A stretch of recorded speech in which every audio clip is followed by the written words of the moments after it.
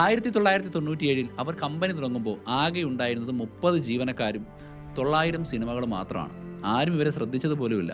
ആളുകൾക്ക് വേണ്ടത് അപ്പപ്പോൾ സിനിമ കാണാനാണ്, അല്ലാതെ തപാലിൽ വരാൻ കാത്തിരിക്കുക എന്നുള്ളതല്ലല്ലോ. ഓരോ സിനിമയ്ക്കും പണം കൊടുക്കുന്ന അവരുടെ ആദ്യത്തെ രീതിയായിരുന്നു പേപ്പർ റെൻ്റൽ. അത് വലിയ പരാജയമായിരുന്നു. അങ്ങനെ അവരുടെ കമ്പനി പൂട്ടിപ്പോകുന്ന അവസ്ഥയെത്തി. അവിടെയാണ് അവരുടെ തലവര മാറ്റി ഒരു ഐഡിയ ഉണ്ടാകുന്നത്. ഉപഭോക്താവിൻ്റെ മനഃശാസ്ത്രത്തെ നന്നായിട്ട് പഠിച്ചിട്ട് 1999 അവർ സബ്സ്ക്രിപ്ഷൻ മോഡൽ അവതരിപ്പിക്കാൻ തുടങ്ങി. അതൊരു റെവല്യൂഷണറി ആയിട്ടുള്ള ഐഡിയ ആണ്. അന്നത്തെ ഭീമനായിരുന്ന ബ്ലോക്ക് ബസ്റ്ററിൻ്റെ ബിസിനസ് മോഡൽ ജനങ്ങളുടെ മറവിയെയും അതുപോലെ തന്നെ തിരിച്ചു കൊടുക്കാൻ പറ്റാത്ത അബദ്ധത്തെയും മുതലെടുത്ത് അവരിൽ നിന്ന് ക്യാഷ് പിടുങ്ങുമ്പോൾ അതിൽ നിന്ന് കിട്ടുന്ന ലേറ്റ് ഫീസ് ഉപയോഗിച്ചുകൊണ്ടാണ് 70% ബ്ലോക്ക് ബസ്റ്റർ പോലെയുള്ള കമ്പനികൾ അന്ന് പ്രവർത്തിച്ചിരുന്നത്. സോ ഈ ലേറ്റ് ഫീ എന്ന് പറയുന്നത് ഇടപാടുകാർക്ക് പണി കിട്ടുമ്പോഴാണ് സത്യം പറഞ്ഞാൽ ബിസിനസ് വളരുക. എന്നാൽ നെറ്റ്ഫ്ലിക്സ് നേരെ തിരിച്ചാണ് ചിന്തിച്ചത്. ഉപഭോക്താവിൻ്റെ സന്തോഷത്തെ ലാഭമാക്കി മാറ്റാൻ എന്ത് ചെയ്യാം? ഒരു മാസം നിശ്ചിത തുക തന്നാൽ എത്ര സിനിമ വേണമെങ്കിലും കാണാൻ പറ്റുന്ന രീതിയിൽ ഫൈൻ ഇല്ലാതെ, ഡ്യൂ ഡേറ്റ് ഇല്ലാതെ, ആ സിനിമ ഈ മാസാമാസം എത്ര നാൾ പൈസ അടയ്ക്കുന്നോ അത്രയും ദിവസം ഇരിക്കുന്ന രീതിയിൽ അയച്ചു കൊടുക്കാൻ പറ്റുന്ന ഒരു പരിപാടി അവർ തുടങ്ങി. അതൊരു വിശ്വാസമായിരുന്നു.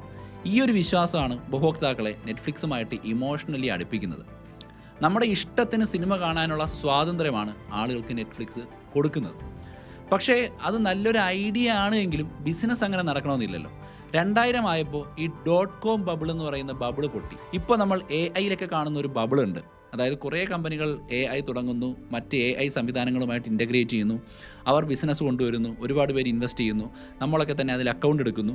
അപ്പോൾ എല്ലാവരും ഇപ്പോൾ ഇൻവെസ്റ്റ് ചെയ്യുന്ന എല്ലാവരും പൊതുവെ വിശ്വസിക്കുന്നത് എല്ലാ AI കമ്പനികളും സക്സസ് ആവും, അതിലൊക്കെ തന്നെ പൈസ ഇൻവെസ്റ്റ് ചെയ്യാം എന്നുള്ളതാണ്.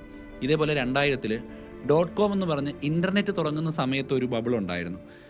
.comലുള്ള ഏത് കമ്പനിയിലും ഇൻവെസ്റ്റ് ചെയ്യും, പക്ഷേ ആ കമ്പനിക്ക് വലിയ ബാക്ക് സപ്പോർട്ടൊന്നും ഉണ്ടാവില്ല. അങ്ങനെ ബാക്ക് സപ്പോർട്ട് ഇല്ലാതെ പെരുവി വന്ന കുറേ ഫേക്ക് കമ്പനികൾ പൊട്ടിയ സമയമുണ്ട്. ആ സമയത്താണ് നെറ്റ്ഫ്ലിക്സിൻ്റെ കയ്യിലും സത്യത്തിൽ കാശില്ലാതാകുന്ന ഒരു സാഹചര്യം ഉണ്ടാകുന്നത്. നഷ്ടം മാത്രം ബാക്കിയായിട്ട് ഗതികെട്ട അവസ്ഥയിൽ ഹേസ്റ്റിങ്സ് ബ്ലോക്ക് ബസ്റ്ററിൻ്റെ ആസ്ഥാനത്തേക്ക് അങ്ങോട്ട് ചെന്നിട്ട് അവരോട് പറഞ്ഞു, ഒരു വീഡിയോ റെൻ്റൽ രംഗത്തെ രാജാക്കന്മാരായ നിങ്ങൾക്ക് ഞങ്ങളെ രക്ഷിക്കാൻ കഴിയും. ലോകമെമ്പാടും നിങ്ങൾക്ക് ആയിരക്കണക്കിന് സ്റ്റോറുകളുണ്ട്. അതുകൊണ്ട് തന്നെ ഹേസ്റ്റിങ്സ് അവരുടെ CEO ആയിട്ടുള്ള ജോൺ ആൻഡിക്കോയോട് പറഞ്ഞത്, ഞങ്ങളെ ഒരു $5 കോടി ഏറ്റെടുക്കാമോ എന്നുള്ളതാണ്. പകരം നിങ്ങളുടെ ഓൺലൈൻ കാര്യങ്ങൾ ഞങ്ങൾ നോക്കിക്കോളാം. ഇതൊരു സുവർണ അവസരമായിരുന്നു. പക്ഷേ തങ്ങളെ തോൽപ്പിക്കാൻ വേണ്ടി ഒരു പരിപാടിയൊക്കെ തുടങ്ങി അതിൽ വലിയ രീതിയിൽ ബിസിനസ് ഇൻവെസ്റ്റൊക്കെ ചെയ്യുന്ന നെറ്റ്ഫ്ലിക്സിനെ ബ്ലോക്ക് ബസ്റ്റർ ശ്രദ്ധിക്കുന്നുണ്ടായിരുന്നു. സോ നെറ്റ്ഫ്ലിക്സിൻ്റെ പരിതാപകരമായിട്ടുള്ള അവസ്ഥയിൽ അവരങ്ങ് പൂട്ടിപ്പോട്ടെ എന്ന് വിചാരിച്ച് ബ്ലോക്ക് ബസ്റ്ററിൻ്റെ CEO അത് കേട്ട് ചിരിച്ചിട്ട് അവരെ കളിയാക്കി പുറത്താക്കുകയാണ് ചെയ്തത്.